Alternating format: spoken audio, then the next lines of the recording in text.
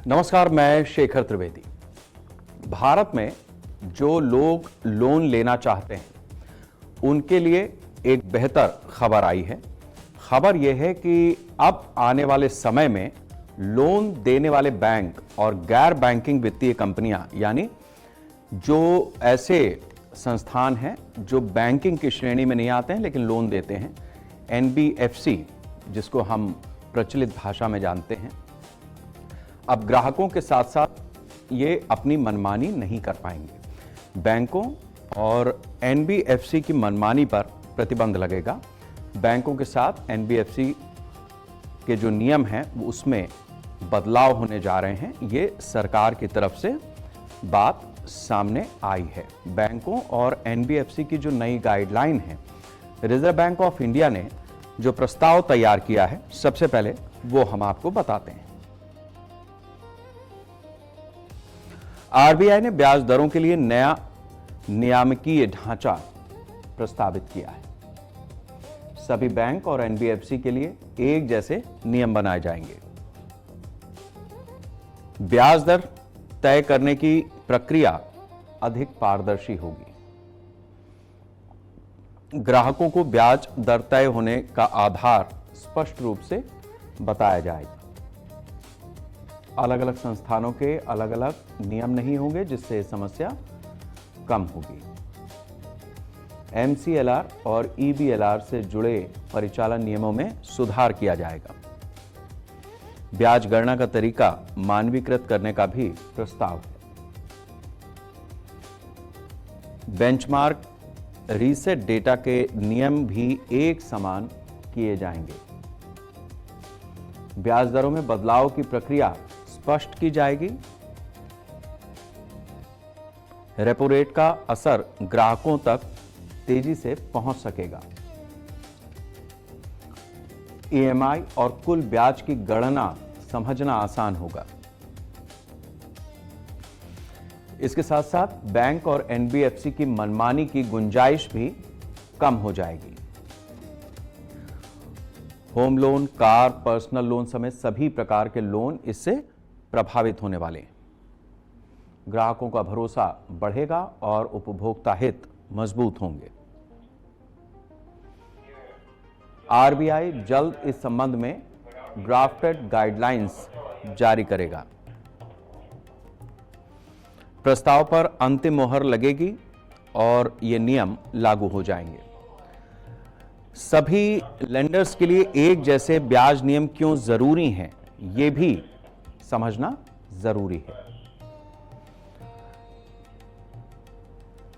अलग अलग ब्याज दर की वजह से नियमों में भ्रम बढ़ जाता है। कस्टमर समझ नहीं पाता, समान ग्राहकों से अलग अलग ब्याज लिया जाता है, जबकि एक ही जैसे मौके होते हैं। ब्याज तय करने का आधार स्पष्ट नहीं होता है। कई जगहों पर पारदर्शिता की भी कमी पाई गई। ग्राहकों के लिए लोन का कंपैरिजन करना ये एक मुश्किल काम हो जाता है जब एक जैसे नियम नहीं होते।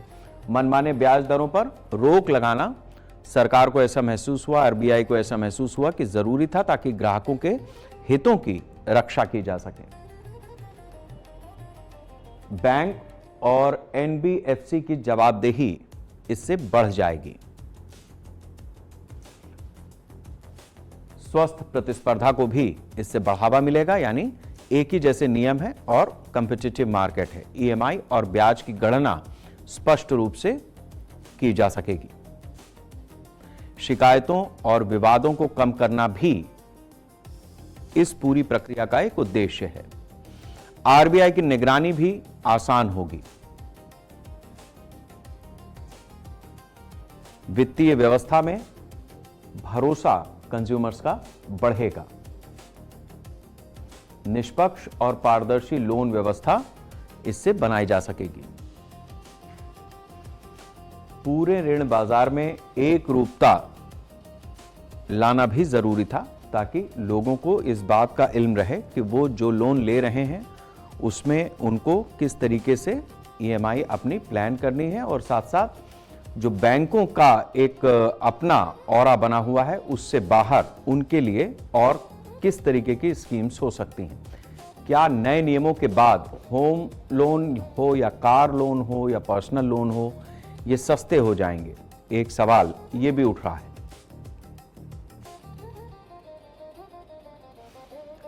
नए नियमों से ब्याज दरों में पारदर्शिता बढ़ सकती है। ग्राहकों को बेहतर लोन के विकल्प मिल जाएंगे। बैंक और एनबीएफसी की मनमानी कम हो जाएगी। ब्याज दर तय करने का आधार भी स्पष्ट होगा।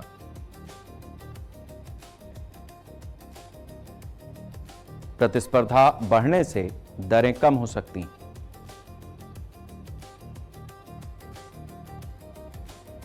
अच्छे क्रेडिट स्कोर वालों को फायदा मिलेगा।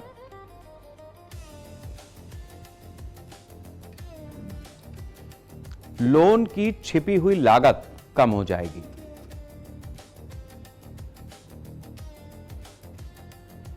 ईएमआई की गणना भी पहले से ज्यादा सरल रहेगी।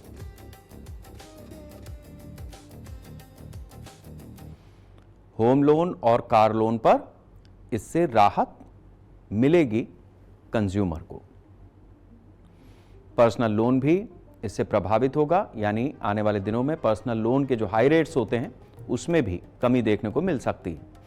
लेकिन सस्ता होना कई अन्य कारकों पर निर्भर करेगा जो आरबीआई की गाइडलाइन से स्पष्ट होगा। आरबीआई की रेपो रेट की भूमिका इसमें महत्वपूर्ण होगी। रेपो रेट वो रेट है जिस पर बैंक रिजर्व बैंक से कर्जा लेते हैं। बैंकों की फंडिंग लागत का असर रहेगा।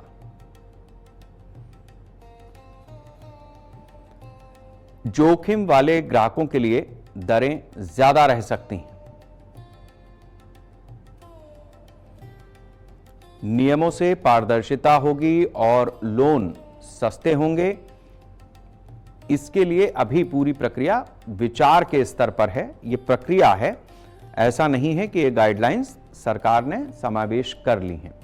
क्या आरबीआई के नए प्रस्ताव से ग्राहकों के लिए अलग अलग बैंकों के लोन की तुलना यानी कंपैरिजन आसान होगा और इससे क्या फायदा होगा, यह समझना सबसे ज्यादा जरूरी है, क्योंकि अब तक लोन के मामले में यह फैसिलिटी नहीं थी। ब्याज दर तय करने की प्रक्रिया ज्यादा स्पष्ट होगी, यानी कोई बैंक कितना ब्याज ले रहा है यह स्पष्ट होगा। ग्राहक अलग अलग बैंकों की दरों को आसानी से समझ पाएंगे। लोन की वास्तविक लागत का भी अंदाजा लग पाएगा।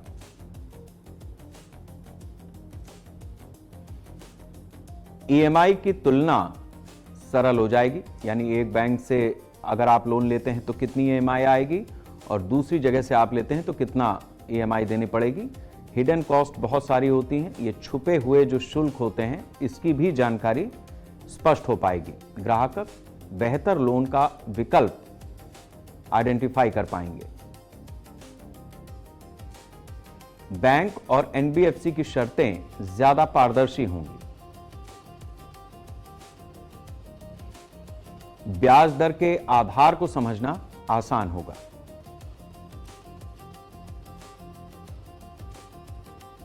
ग्राहकों की सौदेबाजी क्षमता भी बढ़ेगी।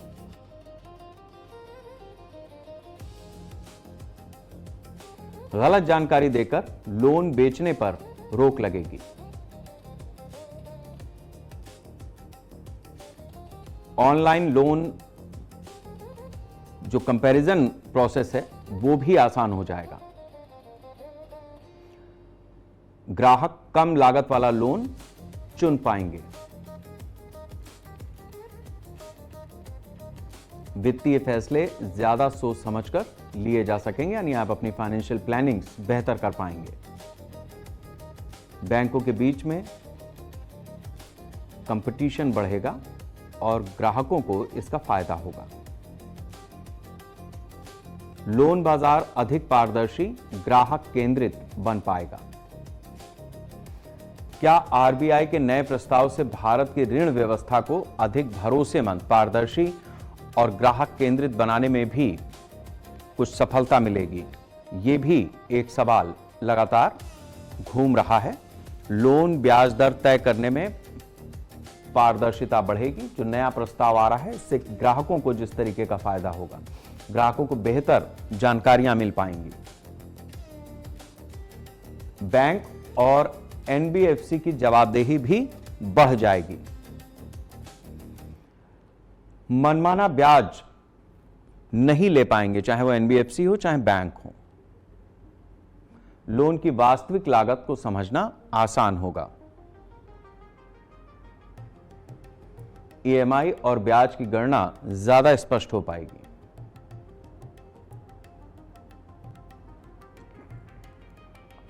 ग्राहकों के हितों की सुरक्षा भी मजबूत होगी। अलग अलग लोन ऑफर की तुलना आसान होगी।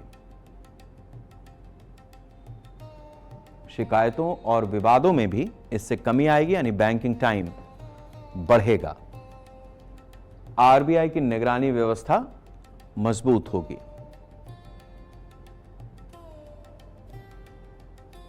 वित्तीय संस्थानों में प्रतिस्पर्धा बढ़ेगी। ग्राहकों का बैंकिंग सिस्टम पर भरोसा भी बढ़ेगा। छोटे ग्राहकों को निष्पक्ष लोन लेने का विकल्प मिलेगा। ऋण बाजार में समान नियम लागू होंगे।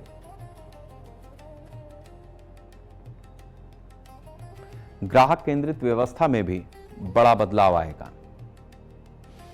यानी जो नियम आरबीआई बना रहा है वो भविष्य के जो लोन लेने वाले लोग हैं उनके लिए ये सारे नियम जैसे ही अमल में आएंगे एक फायदेमंद स्थिति होगी। बाजार में बैंक्स के बीच में जब कंपटीशन होगा तो फिर जाहिर सी बात है कि आपको सस्ती दरों पर लोन मिल पाएगा और आपके लिए अपनी बचत या अपनी फाइनेंशियल प्लानिंग ज्यादा आसान होगी। दूरसंचार विनियामक प्राधिकरण यानी ट्राई ने मोबाइल और ब्रॉडबैंड सेवाओं में गुणवत्ता में सुधार के लिए नए नियम का मसौदा जारी किया है। अब अगर नेटवर्क में दिक्कत आती है तो कंपनियों पर कार्रवाई होगी। ट्राई ने नए मसौदे में कई सख्त प्रावधान किए हैं। अब ये प्रावधान किस तरीके के हैं, इससे लोगों को किस तरीके का लाभ मिलेगा, ये हम आपको बताएंगे। लेकिन पहले ये समझिए कि ट्राई के नए नियमों का उद्देश्य क्या है और इससे मोबाइल और ब्रॉडबैंड सेवा में सुधार किस तरीके से होने वाला है। ट्राई ने क्वालिटी ऑफ सर्विस रेगुलेशन 2024 में संशोधन का मसौदा बनाया है। इसका उद्देश्य है मोबाइल और ब्रॉडबैंड सेवाओं की गुणवत्ता सुधारना।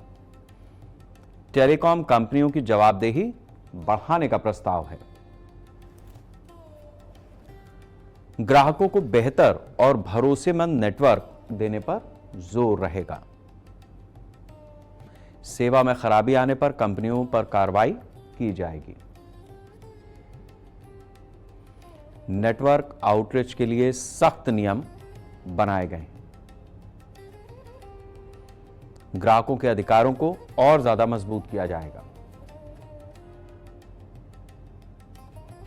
सेवा गुणवत्ता के लिए नए मानक भी तय किए गए हैं। कंपनियों को वास्तविक स्पीड बतानी होगी। नेटवर्क कवरेज की सही जानकारी भी कंपनियों को देनी होगी। शिकायतों के समाधान की समय सीमा ये भी ट्राई की तरफ से जो नियम बन रहे हैं उसमें तय की जाएगी। गलत रिपोर्टिंग पर जुर्माने का भी प्रावधान है। नियमों से टेलीकॉम सेक्टर में पारदर्शिता बढ़ेगी और इसका फायदा जाहिर सी बात है कि एंड यूजर को मिलेगा, ग्राहकों को मिलेगा। बेहतर सेवा ग्राहक चुन पाएंगे, ये भी उनके लिए लाभकारी स्थिति होगी। नए नियम में डिजिटल कनेक्टिविटी को मजबूत करने की दिशा में कई कदम उठाए जाने हैं। अब नेटवर्क आउटेज पर कंपनियों को जुर्माना भी देना होगा। ये अपने आप में उन कंपनियों के लिए एक नए सिरे से अपनी तैयारी करने जैसा होगा, क्योंकि ट्राई ने बड़े नेटवर्क आउटेज की परिभाषा अब तय की है। 4 घंटे से अधिक अगर नेटवर्क ठप रहता है तो इसे बड़ा आउटेज माना जाएगा। ट्राई के नए नियम जिले स्तर पर लागू होंगे। 24 घंटे से ज्यादा समस्या रहने पर कंपनियों की जिम्मेदारी भी तय की जाएगी। पोस्ट पेड ग्राहकों को प्रभावित दिनों के लिए किराया माफ करना होगा। यह छूट अगले बिल में समायोजित करनी होगी।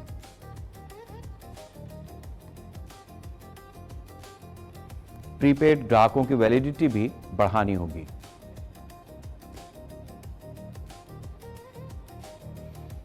प्रभावित दिनों के बराबर अतिरिक्त सुविधा देनी होगी।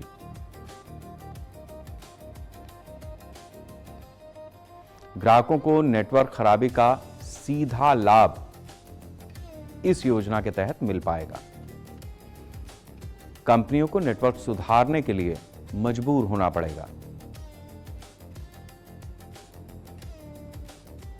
लंबे आउटेज से होने वाले नुकसान की भरपाई होगी।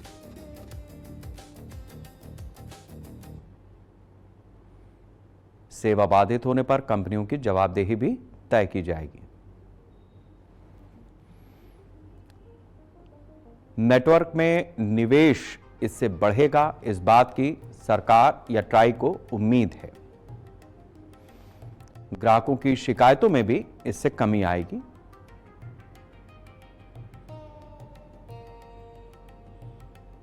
नेटवर्क गुणवत्ता सुधारने का दबाव बढ़ेगा।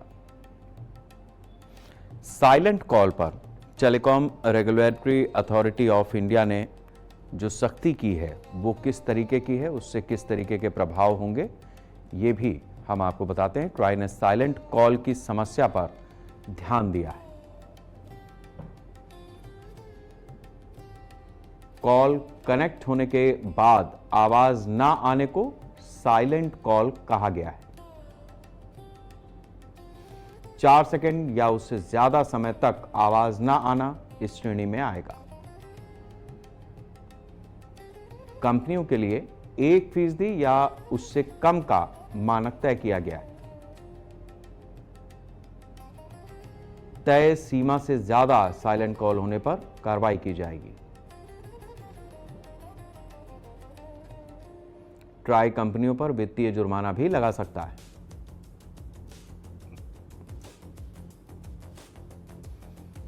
कॉल गुणवत्ता सुधारना कंपनियों की जिम्मेदारी होगी।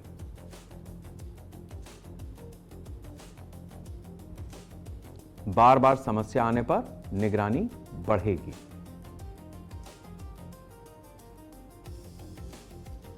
ग्राहकों को बेहतर वॉइस कॉल का अनुभव होगा।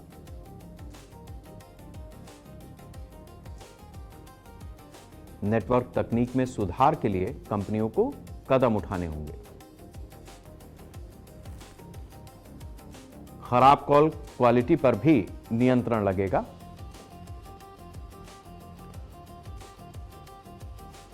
मोबाइल उपभोक्ताओं की परेशानी इससे कम होगी।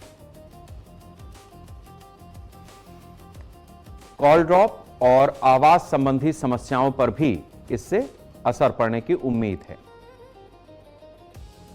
सेवा गुणवत्ता के नए मानक लागू होंगे। 5G नेटवर्क की क्षमता और स्पीड पर नए नियम तैयार किए गए हैं। इन नियमों से जो 5G नेटवर्क के उपभोक्ता हैं उनको काफी फायदा होगा। ट्राई ने गुणवत्ता के लिए नए मानक प्रस्तावित किए हैं। किसी 5G सेल पर क्षमता उपयोग 80% से ज्यादा नहीं होनी चाहिए। ज्यादा ट्रैफिक होने पर कंपनियों को क्षमता बढ़ानी होगी। नेटवर्क पर दबाव कम करने के लिए यह कदम उठाया गया है। कंपनियों को बेहतर स्पीड भी सुनिश्चित करनी होगी। 4G और 5G प्लान की वास्तविक स्पीड बतानी होगी। विज्ञापित और वास्तविक स्पीड में किस तरीके का डिफरेंस है, ये भी कंज्यूमर को पता होगा। ग्राहकों को इससे सही जानकारी मिल पाएगी और वो जिस टेलीकॉम कंपनी का मोबाइल इस्तेमाल कर रहे हैं, जिसका नेटवर्क इस्तेमाल कर रहे हैं, उससे वो अपनी भरपाई कर पाएंगे। नेटवर्क भीड़ की जो समस्या होती है, इससे वो भी कम होगा और 5G अनुभव ज़्यादा बेहतर होगा, इस बात की उम्मीद की जा सकती है। कंपनियों को इसके लिए इंफ्रास्ट्रक्चर बढ़ाना होगा। तेज और स्थिर इंटरनेट सेवा का लक्ष्य इस योजना के तहत है, यानी ट्राई के ये कदम लोगों को ज़्यादा फायदा मिले, इसके लिए हैं। डिजिटल सेवाओं को भी इससे फायदा मिलेगा। ऑनलाइन काम और स्ट्रीमिंग आसान हो पाएगी।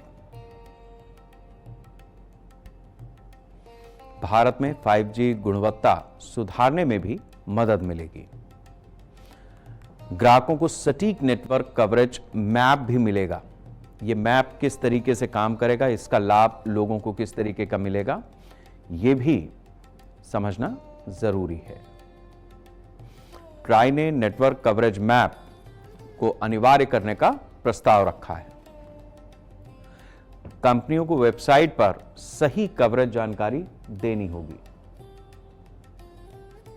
कवरेज मैप की सटीकता कम से कम 98% होनी चाहिए। ग्राहकों को अपने क्षेत्र का नेटवर्क पता चल सकेगा। केवल आपके फोन में नहीं, आपके इलाके में कितना नेटवर्क है, यह भी पता चल पाएगा। कंपनियों को उत्कृष्ट, अच्छा और सामान्य नेटवर्क बताना होगा।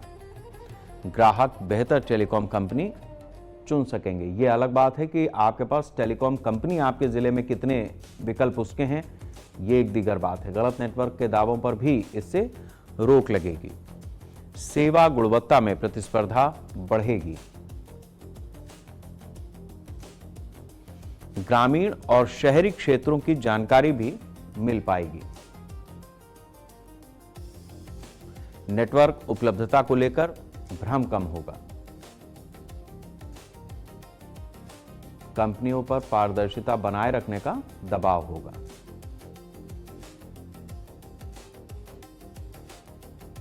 ग्राहकों को फैसले लेना भी आसान होगा।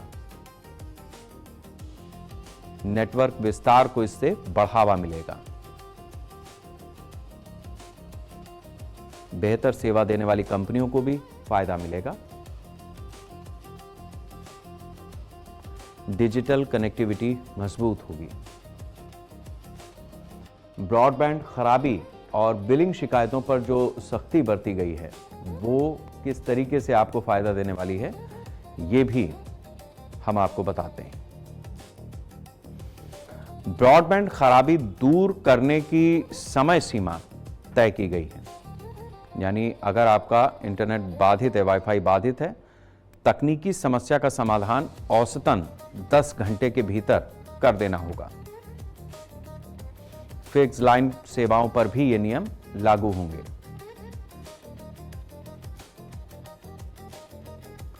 बिलिंग शिकायतों के समाधान की अवधि घटाई गई है।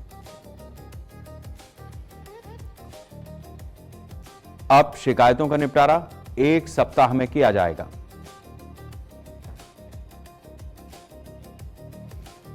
पहले 4 सप्ताह का इसमें समय लगता था। ग्राहकों को इस तरह से लंबा इंतजार नहीं करना पड़ेगा, यानी जो उनकी समस्या है उसका निदान भी टेलीकॉम कंपनियों को तुरंत देना होगा। शिकायत निवारण व्यवस्था भी कंपनियों को सुधारनी होगी। बिलिंग विवाद जल्दी खत्म हो पाएंगे।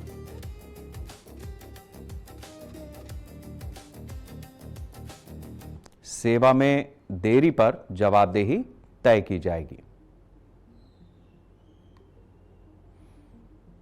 ग्राहक अधिकार मजबूत होंगे।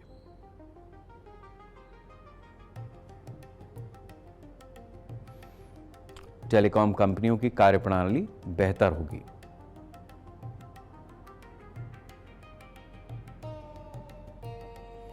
शिकायतों के जो लंबित मामले हैं उसमें भी कमी आएगी। उपभोक्ता संतुष्टि बढ़ेगी और ब्रॉडबैंड सेवा अधिक भरोसेमंद बन पाएगी। गलत रिपोर्टिंग पर टेलीकॉम कंपनियों पर जुर्माना लगाया जाएगा। कंपनियों को सेवा गुणवत्ता की सही जानकारी कंज्यूमर्स को देना अनिवार्य होगा। ट्राई ने गलत रिपोर्ट देने पर सख्त प्रावधान रखे हैं। गलत या झूठी रिपोर्ट पर जुर्माना लगाया जा सकता है। प्रति रिपोर्ट 2 लाख रुपए तक का जुर्माना होगा।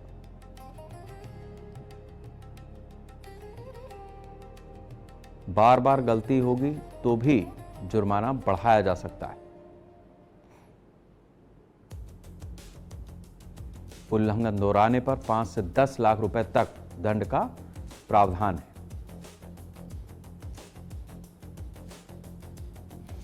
कंपनियों को डेटा रिपोर्टिंग में सावधानी बरतनी होगी। पारदर्शिता बनाए रखना जरूरी होगा।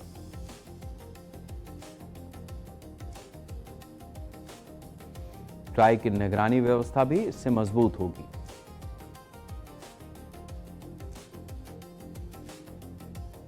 गलत दावों पर रोक लगेगी।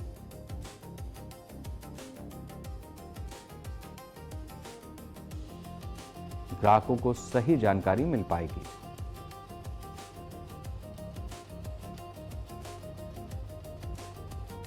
सेवा गुणवत्ता के आंकड़े इससे ज्यादा भरोसेमंद होंगे। कंपनियों की जवाबदेही बढ़ने से जो कंज्यूमर को फायदा मिल रहा है उसमें बेहतरी आएगी और टेलीकॉम सेक्टर एक अनुशासन में आएगा जिसका आम लोगों को भरपूर फायदा मिलेगा। कोशिश ट्राई की यही है कि जिस तरीके की स्थितियां आए दिन बनती हैं, जैसे जैसे मोबाइल या डिजिटल पद्धतियों का व्याप बढ़ता जा रहा है, उसमें किस तरीके से ज़्यादा फायदा लोगों को मिले, इस बात की चिंता हो रही है। लेकिन एक तरफ नेटवर्क सुधर रहा है, दूसरी तरफ जिन प्लेटफॉर्म्स का हम इस्तेमाल करते हैं सोशल मीडिया में, वो प्लेटफॉर्म्स ज़्यादातर विदेशी हैं और वो विदेशी प्लेटफॉर्म्स भारत की एकता अखंडता को किस तरीके से तार-तार कर रहे हैं।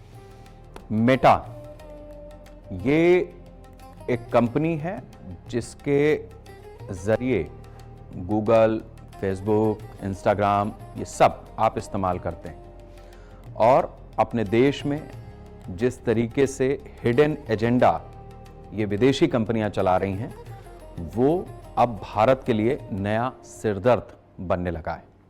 इस बात को समझना बहुत ज़रूरी है कि अगर हम अभी न चेते तो ये सोशल मीडिया प्लेटफॉर्म्स हमारे देश की एकता अखंडता को किस तरीके से तार-तार करेंगे, आपको अंदाज़ा भी नहीं लगेगा। बीते दिनों जब दिल्ली में आंदोलन चल रहा था, हमने उस समय पे भी आपको सचेत किया था कि आपके वीडियोस जो आप अपने मोबाइल पर या सिस्टम पर देख रहे हैं, उसकी सत्यता की जांच कर लीजिए। कारण क्या है कि जिस तरीके से वो आप तक पहुंच रहे हैं और जिस तरह से उसको तैयार किया गया है, बहुत ही टारगेटेड तरीके से आपके दिमाग के साथ में खेला जा रहा है। सीजेपी प्रोटेस्ट के दौरान, अच्छा ये बात हम क्यों बता रहे हैं आपको, इसलिए बता रहे हैं क्योंकि जो मेटा के सीईओ हैं मार्क जकरबर्ग, फेसबुक, इंस्टाग्राम, ये सब इस कंपनियों के जो मालिक हैं, उन्होंने माफी मांगी है और माफी ऐसे नहीं मांगी है, जब सख्ती की गई है, उनको बताया गया है, सबूत रखे गए हैं, तब उनकी स्थिति ये हुई है कि वो माफी मांग रहे हैं। किस तरीके के खिलवाड़ उन्होंने किए हैं वो अब हम आपको बताते हैं। सीजेपी प्रोटेस्ट के दौरान प्रधानमंत्री नरेंद्र मोदी ने एक संदेश दिया, देश को संदेश दिया और उसी प्लेटफॉर्म से दिया जिस प्लेटफॉर्म पर ज्यादातर बच्चे अपनी बातों को रख रहे थे, ताकि वो प्रधानमंत्री की जो बात है वो भी पलटकर उन तक पहुंचे और देश का माहौल न बिगड़ने पाए। लेकिन मेटा ने उस पोस्ट को ही हटा दिया। मतलब जो मेलाफाइड इंटेंशंस के साथ में या नहीं भी मेलाफाइड इंटेंशन था, जो बच्चे अपनी बात कह रहे थे, सरकार से जवाब मांग रहे थे, जब सरकार यानी देश के प्रधानमंत्री उन बच्चों को जवाब दे रहे हैं तो वो जवाब बच्चों तक न पहुंचे, इसके लिए प्रधानमंत्री नरेंद्र मोदी की पोस्ट हटाई गई। अब ये पोस्ट जब हटाई गई है तो उसके किस तरीके के रिपरकेशन हुए हैं, ये आपके लिए जानना बहुत जरूरी है। मेटा ने प्रधानमंत्री नरेंद्र मोदी की फेसबुक पोस्ट हटा दी। जब इस पर आपत्ति आई तो कुछ समय यानी कुछ घंटों के बाद उसको वापस रीस्टैब्लिश किया गया।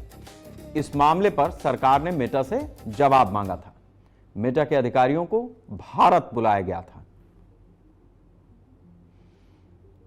कंपनी ने इस घटना के लिए माफी मांगी है, यानी इस देश का प्रधानमंत्री आपके प्लेटफॉर्म से जो बात अपने देश के लोगों तक पहुंचाना चाह रहा है उसको आपने रोका। सरकार ने पोस्ट हटाने के कारण की भी जानकारी मांगी है। सोशल मीडिया प्लेटफॉर्म्स की निष्पक्षता पर सवाल उठे हैं। बड़े नेताओं की पोस्ट हटाने को लेकर चर्चा हुई है। बात सिर्फ इतनी नहीं है कि प्रधानमंत्री, कई पोस्ट हाल के दिनों में ऐसी हुई हैं जिनको हटाया गया है। कंटेंट मॉडरेशन के नियमों पर भी सरकार ने सवाल उठाए। सरकार ने पारदर्शिता की मांग की है। प्लेटफॉर्म की निर्णय प्रक्रिया जांच के दायरे में आई है क्योंकि एआई के जरिए मल्टीपल लेयर्स इन्होंने डेवलप करी हुई हैं। कंपनियों को स्पष्ट जवाबदेही तय करनी होगी। ये समस्या सोशल मीडिया नीतियों पर जो नई बहस जिस तरीके से आगे बढ़ रही है उसके लिए एक सही दिशा देने का काम यूजर और सरकार दोनों के साथ में एक सामंजस्य डिजिटल प्लेटफॉर्म को निष्पक्ष तरीके से काम करना होगा ताकि देश का वातावरण न बिगड़े। आपको ध्यान होगा ये केवल इसी एरा की बात नहीं है। 2014 से पहले जब यूपीए की सरकार थी उस समय पे इसी तरीके की चीजें व्हाट्सएप के जरिए लोगों तक पहुंच रही थी। लोगों को काफी परेशानी हो रही थी, अलग अलग तरीके के मैसेजेस फॉरवर्ड किए जा रहे थे। तब यूपीए सरकार ने भी व्हाट्सएप से कहा था कि आपको ये बताना होगा, कई क्राइम ऐसे हुए जिसको व्हाट्सएप से खंगालने की कोशिश हुई तो उन्होंने कहा कि ये एंड टू एंड इंस्क्रिप्शन है, इसमें हम आपको डेटा उपलब्ध नहीं करा सकते। तब भारत सरकार ने, यानी उस समय मनमोहन सिंह की सरकार थी, उस सरकार ने भी व्हाट्सएप पर कार्रवाई की थी और फिर उनको वो सारी चीजें हमारी जो इंटेलिजेंस है या जो हमारी जांच एजेंसियां हैं उनको उपलब्ध करानी पड़ी थी। एक्स के साथ में तो ये चीजें और ज्यादा गंभीर रूप में सामने आई थी। डीप फेक और कंटेंट मॉडरेशन पर किस तरीके के सवाल उठ रहे हैं ये भी आपके लिए जानना जरूरी है। जो दिन भर मोबाइल लेकर के आप सोशल मीडिया प्लेटफॉर्म्स पर बैठे रहते हैं उनकी हकीकत भी जान लीजिए। मेटा ने कंटेंट से जुड़ी खामियों को स्वीकार किया, यानी खुद मेटा यह बात मान रहा है कि उसने कंटेंट में छेड़छाड़ की है। कंपनी ने डीप फेक और गलत सामग्री पर अपनी चिंता जाहिर की है। हो गया, बच्चों के यौन शोषण वाले कंटेंट को लेकर के भी सवाल उठे हैं। मेटा ने निगरानी व्यवस्था में अपनी कमियों को माना है। कंपनी ने जिम्मेदारी स्वीकार करने का संकेत दिया है, मतलब मान लें ऐसा नहीं है, अभी भी हुरमुट्टई है उनकी ये। कंटेंट हटाने और प्रमोशन सिस्टम पर सवाल उठे हैं। गलत जानकारी फैलने से रोकने में भी इनकी विफलता सामने आई है। सोशल मीडिया प्लेटफॉर्म्स की जवाबदेही पर बहस तेज हुई है। यूजर सुरक्षा को लेकर दबाव बढ़ा है।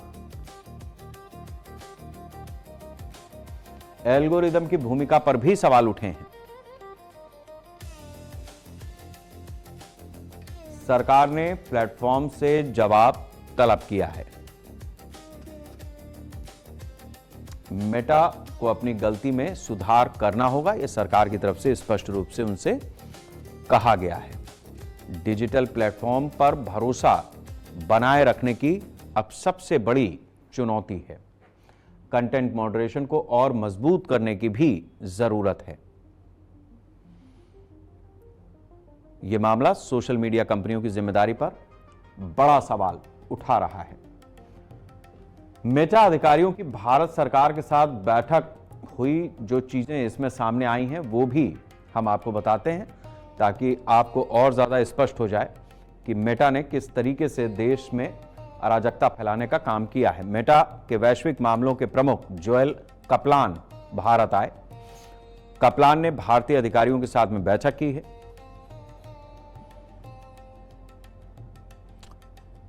आईटी सचिव एस कृष्णन से उनकी मुलाकात कराई गई है। सूचना प्रौद्योगिकी मंत्री अश्विनी वैष्णव से भी चर्चा हुई है। बैठक में कंटेंट सुरक्षा के मुद्दे उठे हैं।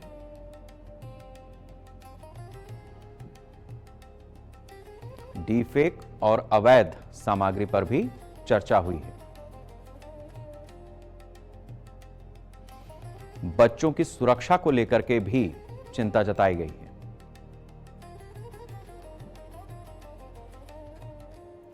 सरकार ने प्लेटफॉर्म की जिम्मेदारी तय करने पर जोर दिया है। मेटा ने अपनी नीतियों पर सफाई दी है।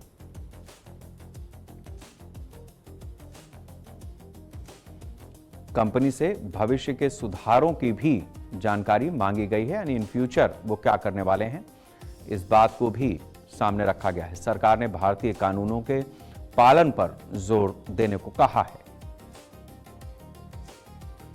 सोशल मीडिया कंपनियों की जवाबदेही पर चर्चा हुई है। एक प्लेटफॉर्म नहीं है इनका, मल्टीपल प्लेटफॉर्म है। गूगल जो आप करते हैं वो भी मेटा के ही अंदर में है।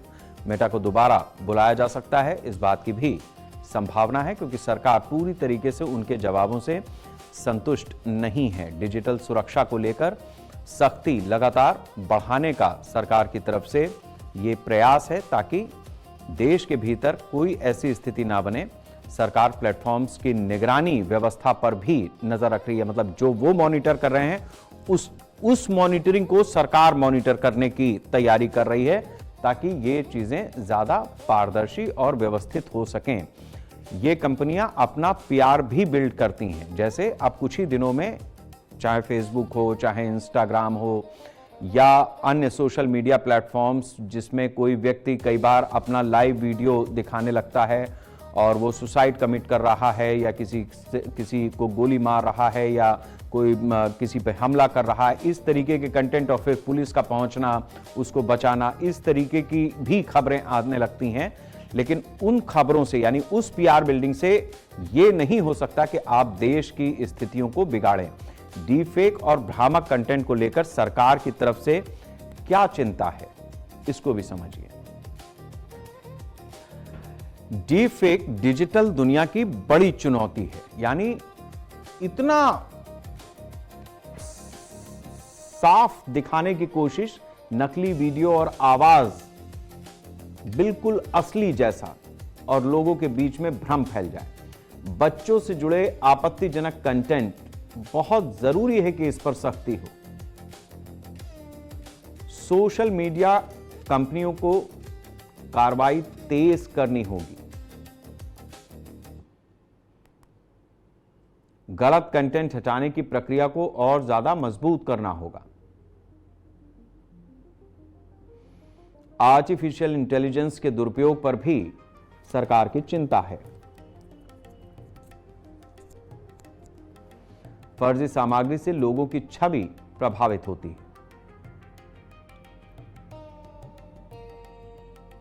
चुनाव और समाज पर डीप फेक का असर पड़ सकता है। प्लेटफॉर्म को सक्रिय निगरानी करनी होगी। यूजर सुरक्षा के लिए बेहतर टेक्नोलॉजी का भी इस्तेमाल करना होगा। कंटेंट रिपोर्टिंग सिस्टम मजबूत करना होगा।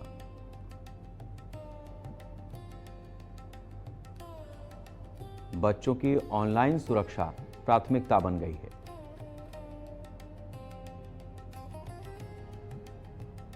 डिजिटल प्लेटफॉर्म की जिम्मेदारी बढ़ रही है, यानी जो उस प्लेटफॉर्म का ओनर है, जो कंपनी चला रहा है, उसकी जिम्मेदारियां ज़्यादा फिक्स हो रही हैं। डीप फेक से निपटना सरकार और कंपनियों की साझा चुनौती है। इस बात को सरकार भी कह रही है कि हम आपकी हर वो संभव मदद करेंगे जिससे आप इन चीजों पर रोक लगा सकें। एल्गोरिदम और सेफ हार्बर, ये विवाद क्या है, ये भी समझ लीजिए। सरकार ने मेटा के सेफ हार्बर के दावे पर सवाल उठाए हैं। सेफ हार्बर प्लेटफॉर्म को सीमित कानूनी सुरक्षा देता है। यह सुरक्षा यूजर द्वारा डाले गए कंटेंट से जुड़ी हुई। सरकार का कहना है कि मेटा सिर्फ कंटेंट होस्ट नहीं करता, कंपनी के एल्गोरिदम कंटेंट को चुनकर दिखाते हैं, उनको उस हिसाब से वो आगे प्रमोट करते हैं। रिकमेंडेशन सिस्टम की भूमिका पर सवाल उठे हैं। आप जिस तरीके के वीडियोस देखते हैं उसी तरीके के रिकमेंडेशंस एल्गोरिदम के जरिए आप तक वैसे ही वीडियो ज्यादा पहुंचने लगते हैं। सरकार ने सक्रिय भूमिका को जिम्मेदारी से जोड़ा है। प्लेटफॉर्म की जवाबदेही बढ़ाने की बात कही गई है। सोशल मीडिया कंपनियों के अधिकार और जिम्मेदारी पर यह बहस लगातार बढ़ रही है। एल्गोरिदम की पारदर्शिता जरूरी मानी जा रही है। यूजर को कंटेंट दिखाने की प्रक्रिया स्पष्ट होनी ही चाहिए। कंपनियों को भारतीय कानूनों का पालन करना होगा। आप दुनिया में कहां बैठे हैं, किस तरीके से काम कर रहे हैं, इससे भारत को मतलब नहीं है। आप भारत में जो लैंड ऑफ लॉ है उसको आप मानिए और डिजिटल प्लेटफॉर्म पर कानूनी जिम्मेदारी पहले से ज्यादा तय की जा रही है। इंटरनेट कंपनियों के लिए भी नया नियामकीय दौर शुरू हो सकता है। रेगुलेटरीज अथॉरिटीज इन पर भी आएंगी। यह मामला भविष्य की सोशल मीडिया नीति को प्रभावित करेगा। जिस तरीके से मेटा ने भारत की एकता और अखंडता को तार-तार करने की कोशिश की है, ये मार्क जुकरबर्ग के लिए, उनकी कंपनी के लिए एक ऐसी हिदायत है जिसमें वो बेहतर है कि संभल जाएं, वरना बहुत सारे देश ऐसे हैं जिन्होंने फेसबुक हो, एक्स हो या इंस्टाग्राम हो, इनको बैन कर दिया। और इस वजह से नहीं कि उनसे कोई सरकार को बहुत ज़्यादा कुछ प्रॉफिट चाहिए था। वजह यह थी कि वो देश की अखंडता और देश के लोगों के बीच में इस तरीके से अपनी पैठ बना रहे थे जिससे उस देश के लिए हर पहलू पर नुकसान की आशंका बढ़ती जा रही थी। तो बेहतर है कि अगर आप विदेशी हैं, अपना काम किसी भी रूप में भारत में कर रहे हैं, तो आप भारत के जो नियम कायदे कानून हैं उनका बेहतर तरीके से पालन करें ताकि इस देश की अखंडता एकता को कोई नुकसान ना हो। वंदे राष्ट्र।